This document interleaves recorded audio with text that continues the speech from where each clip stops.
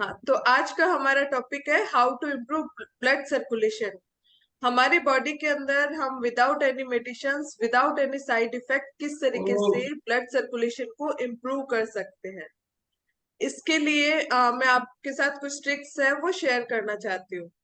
हमारी जो बॉडी है उसका जो रिफ्लेक्स पॉइंट है वो हमारे सारे फिंगर्स के अंदर आता है। मतलब हमारी फुल बॉडी को हम एक फिंगर में भी इमेजिन कर सकते हैं इंसेक्ट सिस्टम के हिसाब से। अब आजकल क्या होता है कि हीमोग्लोबिन की कमी हो जाती है, या फिर कोलेस्ट्रॉल हो जाता है, या ब्लड थिक हो जाता है, या फिर गैस्ट्रिक इश्यू के कारण प्रॉपर ब्लड सर्कुलेशन नहीं हो पाता, और भी बहुत सारे रीजन है जिसकी वजह से ब्लड सर्कुलेशन नहीं हो पाता। अब जब हमारा ब्लड थिक हो जाता है तो कई बार क्या होता है कि ब्रेन तक वो नहीं पहुंच पाता, क्योंकि ब्रेन में ब्लड है वो अपनी ग्रेविटी के ऑपोजिट जाता है ना। कोई भी चीज अगर हम ऊपर से नीचे डालें तो वो नीचे इजीली चली जाती है, लेकिन अगर हमें उसको ऊपर की साइड लेके जाना पड़ता है तो उसके अंदर ग्रेविटी के ऑपोजिट प्रेशर लगाना पड़ता है। इसलिए अगर किसी को ऐसा कोई भी इश्यू है कि ब्रेन में ब्लड सर्कुलेशन नहीं हो रहा है, या बॉडी के अंदर कहीं भी ब्लड सर्कुलेशन नहीं हो रहा है, जिससे कई बार नर्व कंप्रेस हो जाती है जिसके कारण भी ब्लड सर्कुलेशन नॉर्मल नहीं होता है, तो उसके लिए हम जैसे कईयों को क्या इश्यूज होने लग जाते हैं कि हाथ में या फिंगर्स में या टोज में कहीं ना कहीं नमनेस फील होने लग जाती है। बहुत सारे ऐसे केसेस होते हैं जिनमें नमनेस फील होती है, और जब ब्रेन में ब्लड सर्कुलेशन नहीं होता है गिडीनेस होने लग जाती है, मेमोरी लॉस होने लग जाता है।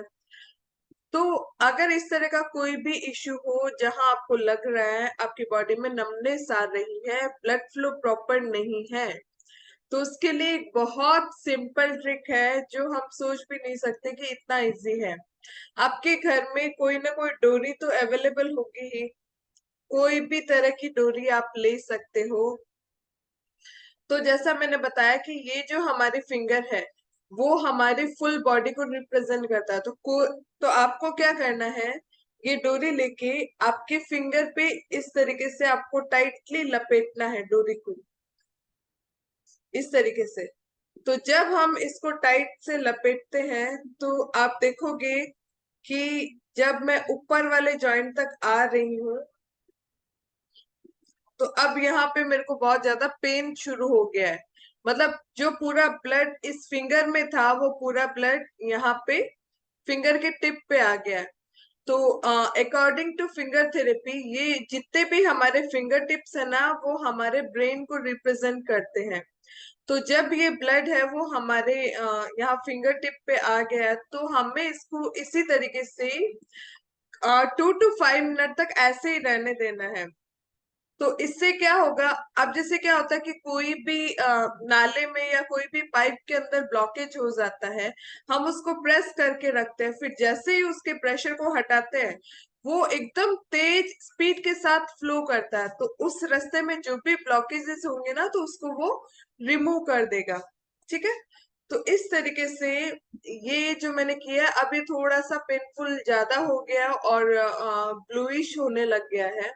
एक सेकंड मैं स्क्रीन पे आपको दिखा देती हूँ।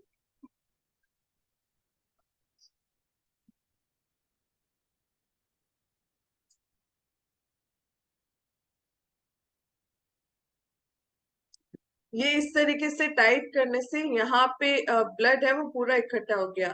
तो 2 to 5 मिनट आपको इस तरीके से रखना है, और उसके बाद इसको फटाक से आपको इसको रिमूव कर देना, तो यहाँ पे लाइंस वगैरह बन जाएगी।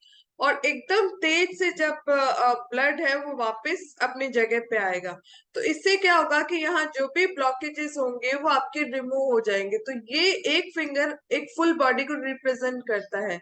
हम फुल बॉडी में तो इस तरीके से नहीं कर सकते ना, फिंगर पे हम इजीली कर सकते हैं।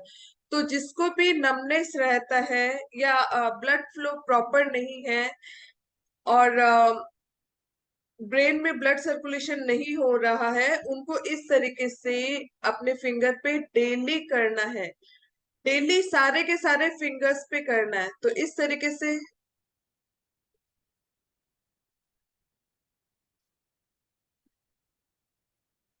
हाँ,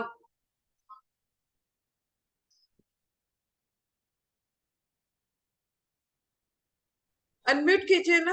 हाँ, तो इस तरीके से डेली ओके ओके आपको ओके। इस तरीके से डेली आपको करना है। तो इस तरीके से जब आप करेंगे तो पूरा ब्लड यहाँ पे इकट्ठा हो जाएगा। तो ये हमारा हेड पार्ट है। तो इसका मतलब हेड पे हमारी पूरी बॉडी का जो ब्लड है वो हमारे सर की साइड जो ग्रेविटी है उसके ऑपोजिट जा रहा है। तो इस तरीके से अगर हम रेगुलर करेंगे तो हमारी बॉडी के अंदर भी ब्लड सर्कुलेशन इंप्रूव होगा, क्योंकि सारा ब्लड ऊपर गया फिर फोर्स के साथ वापस वो नीचे आएगा। तो कोई भी तरह का अगर आपको ब्लड सर्कुलेशन से रिलेटेड इश्यूज है तो इस तरीके से आप डेली अपने सारे फिंगर्स में कीजिए। और एक चीज का ध्यान रखना है कि इतनी ज्यादा देर नहीं रखना है कि यहाँ पे एकदम ब्लू हो जाए, नील जम जाए। आपको 2 to 5 मिनट तक करना है, उसके बाद इसको है वो फोर्सली रिमूव कर देना इस तरीके से। तो इस तरीके से जब आप करेंगे तो आपकी बॉडी के अंदर ब्लड सर्कुलेशन इंप्रूव हो जाएगा। इसके अलावा एक बहुत सिंपल चीज हम एक और यूज कर सकते हैं, ये है कपड़े जब हम सुखाते हैं ना तो एक क्लिप लगाते हैं। तो एक क्लिप क्या कर सकते हैं हम, हमारे जितने भी फिंगर टिप्स है, जैसा कि अभी मैंने बताया कि ये हमारा ब्रेन है, तो हम क्या करेंगे इस फिंगर टिप्स पे ये सारी क्लिप इस तरीके से लगा लेंगे। ये हम 5 to 10 मिनट्स लगा के रखेंगे। आप वुडन क्लिप ले सकते हैं, कोई भी क्लिप ले सकते हैं, बट स्टील वाली मत लीजिए, क्योंकि हो सकता है उससे प्रेशर ज्यादा लगे और ज्यादा पेनफुल हो जाए या आपको हर्ट हो जाए स्किन में। ये इस तरीके से अगर आप लगा के रखेंगे तो ये आपको कितनी देर तक लगा के रखना है, ओनली 5 to 10 मिनट्स, जितनी देर आपका मतलब बॉडी सहन कर रहा है या। और ये जो क्लिप है ये आप तब भी अप्लाई कर सकते हैं जब आपको बहुत ज्यादा हेडेक हो रहा है। तो अभी देखो ये क्लिप जो मैंने प्रेस किया है इससे क्या हो रहा है, कोई बताएगा इस क्लिप को प्रेस करने से क्या हो रहा है फिंगर टिप्स पे? जिसको भी आता है प्लीज हैंड रेस कीजिए। ये जो मैंने टिप्स पे लगाया है क्लिप। हाँ बोलिए दीपिका जी, अनम्यूट कीजिए। हाँ, इससे आके आपका ब्लड फ्लो आके स्टॉप हो जाता है। उसके बाद जब आप क्लिप को निकालते हैं, फ्लो फोर्सफुली आता है वहां पे। करेक्ट। तो देखिए ये जब भी हम लगाते हैं ना ऐसे क्लिप, तो हमारा ब्लड, जैसे पहले मैंने डोरी लगाई थी तो उससे ब्लड कहाँ पे स्टॉप हो गया, फुल बॉडी में, और सारा ब्लड कहाँ चला गया, ब्रेन की साइड। और फिर हम इस तरीके से क्लिप लगाते हैं तो उससे क्या होगा, ब्रेन में ब्लड है वो एकदम स्टॉप हो जाता है। तो ये जो है ना ये हेडेक में बहुत अच्छा काम करता है। तो हेडेक होता है तो यहाँ कुछ ना कुछ ब्लॉकेज हो रहा होगा, ब्लड फ्लो प्रॉपर नहीं होगा। ये आपको दोनों हाथों में ही लगाना है, ठीक है। तो अब इससे क्या होगा, जब हम इस क्लिप को हटाएंगे तो फोर्स से वापस ब्लड पूरा कहाँ आएगा, ब्रेन में। तो इससे आपका जो हेडेक है वो तुरंत ही ठीक हो जाएगा। इस तरीके से आप लगाएंगे और जब आप हटाएंगे तो ब्लड है वो पूरा एकदम फोर्स के साथ ऊपर की साइड जाएगा। तो इस तरीके से जब आप डोरी और क्लिप को एक साथ करेंगे तो फुल बॉडी के अंदर आपका ब्लड फ्लो है वो इम्प्रूव हो जाएगा। तो इस तरीके से एक सिंपल ट्रिक को यूज करके आप अपनी बॉडी के अंदर ब्लड सर्कुलेशन को ठीक कर सकते हैं। अगर नमनेस है तो उसको ठीक कर सकते हैं, हेडेक हो रहा है तो उसको ठीक कर सकते हैं। बबीता जी का एक दिन में कितनी बार करना है? हाँ क्या बोल रहे हो? बबीता जी का क्वेश्चन है कि दिन में ये कितनी बार रिपीट करने हैं। ये दिन में 2 टाइम्स करना है, जिसको भी ज्यादा इश्यू है ना उनको 2 टाइम्स ए डे, मॉर्निंग और नाइट, ऐसे 2 बार अगर वो रिपीट करेंगे तो उनके लिए बेटर है। और ये दोनों चीजें करना जरूरी है या सिंगल एक चीज करने से ही ये काम हो सकता है? सिंगल एक से भी हो जाता है, बट दोनों करने से क्या होगा कि दोनों साइड जो भी ब्लॉकेज है ना वो पूरा ठीक हो जाएगा, ओके। है ना। मतलब ब्रेन में भी प्रॉपर ब्लड सर्कुलेशन होने लग जाएगा और फुल बॉडी के अंदर भी ब्लड सर्कुलेशन नॉर्मल होने लग जाएगा। तो जिसके भी चाहे फिंगर्स में नमनेस हो, चाहे हाथ पैर में कहीं नमनेस हो, कई बार होता है ना कि बांटे आ जाते हैं या पैर सुन्न हो जाता है, तो जहां भी पैर सुन्न हो जाता है या कोई भी सुन या नमनेस जहां भी आ जाती है, वहां अगर ये रेगुलर, वो पर्सन अगर रेगुलर करेंगे ना तो उनके लिए बहुत ज्यादा बेनिफिशियल होगा ये सब। और किसी को कुछ डाउट है तो आप लोग पूछ सकते हैं।